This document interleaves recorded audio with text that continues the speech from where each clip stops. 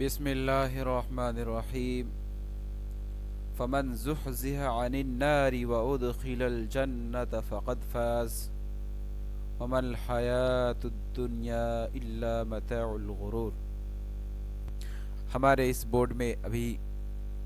چند باتیں لکھی ہوئی ہے، ہم اسی کے پیش نظر گفتگو کرنے جا رہے ہیں۔ انسان کے لیے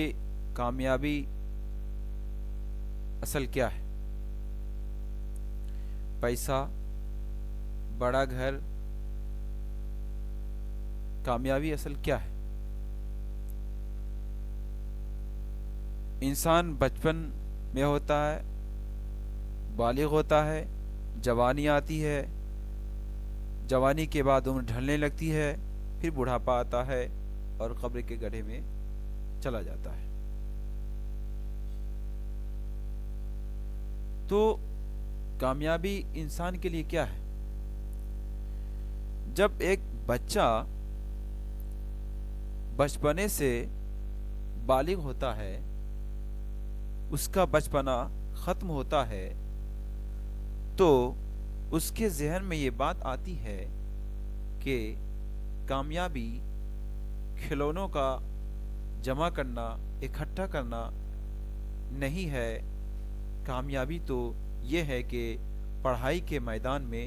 آگے بڑھا جائے، اچھی سے اچھی تعلیم حاصل کی جائے، اچھی سے اچھی ڈگری حاصل کی جائے۔ لیکن یہ وقت گزر کر کے جوانی کی عمر میں انسان پہنچتا ہے تو اس وقت شادی کا مرحلہ ہوتا ہے، اور شادی ہو جاتی ہے۔ اس وقت یہی خیال ہوتا ہے کہ انسان کے کامیابی تو اس میں ہے کہ اس کے اچھی بیوی مل جائے، اچھا ہم سفر مل جائے، اور اس کے بعد یہ مرحلہ آتا ہے انسان اس جوانی کے اندر ہی، شادی ہونے کے بعد ہی یہ خیال کرتا ہے کہ کامیابی تو اچھی ملازمت، اچھی نوکری، ملازمت میں پروموشن اصل کامیابی ہے۔ لیکن جب جوانی کی عمر سے ادھیر عمر کو انسان پہنچتا ہے، اس وقت اس کا خیال، اس کا تصور، اس کی سوچ تبدیل ہو جاتی ہے، اور ادھیر عمر میں انسان یہ سوچتا ہے کہ کاش ہمارے پاس اچھی گاڑی،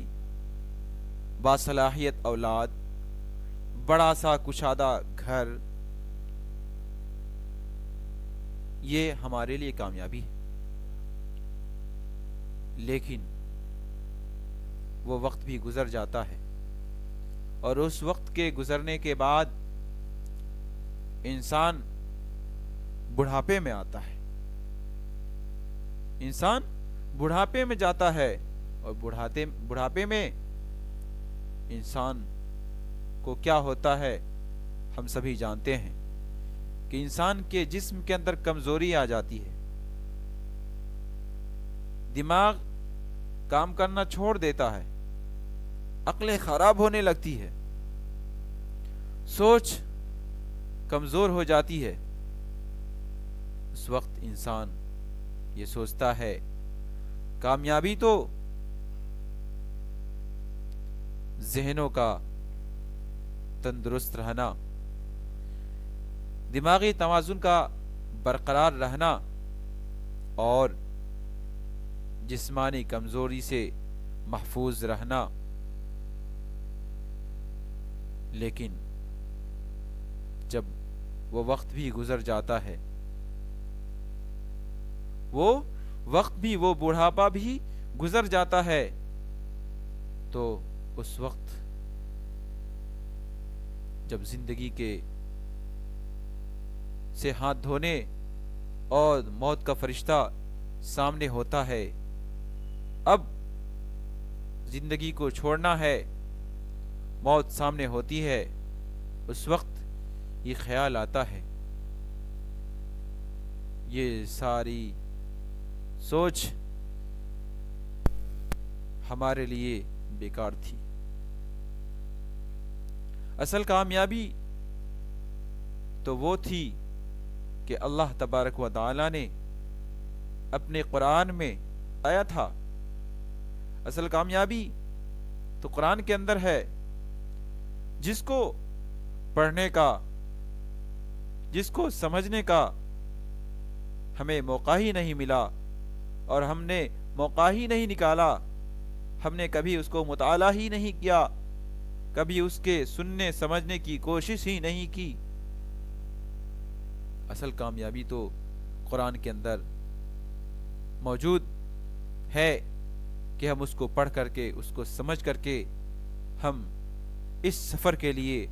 تیاری کر لیے ہوتے۔ اس لیے ہمیں چاہیے کہ ہم اس وقت کے آنے سے پہلے پہلے ہم اپنی تیاری کر لیں، اور یہ بچپنا، بلوغت، جوانی، ادھیر عمر، بڑھاپا، یہ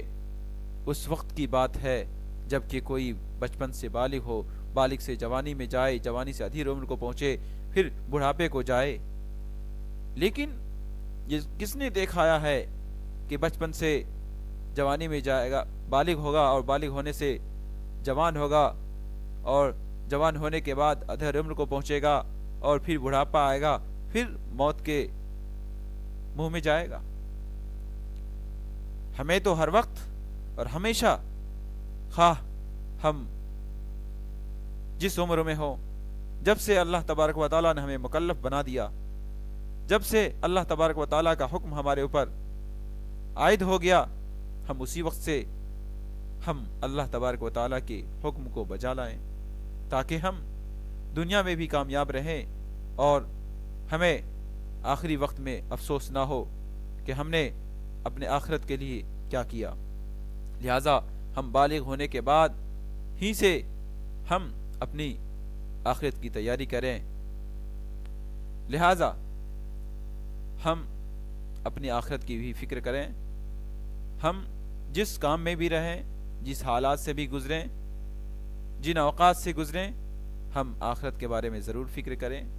اس زندگی کے بارے میں ضرور فکر کریں جہاں ہمیشہ کے لیے رہنا ہے۔ جس زندگی کے بعد کوئی دوسری زندگی نہیں آئے گی، وہ زندگی ہمیشہ رہے گی۔ اگر ہم دوزخ سے نکال کر کے جنت میں داخل کر دیے گئے تو ہم کامیاب ہو گئے، اور دنیاوی زندگی یہ محض دھوکہ ہے۔ اس لیے ہم اس دھوکے کی زندگی سے نکلنے کی کوشش کریں۔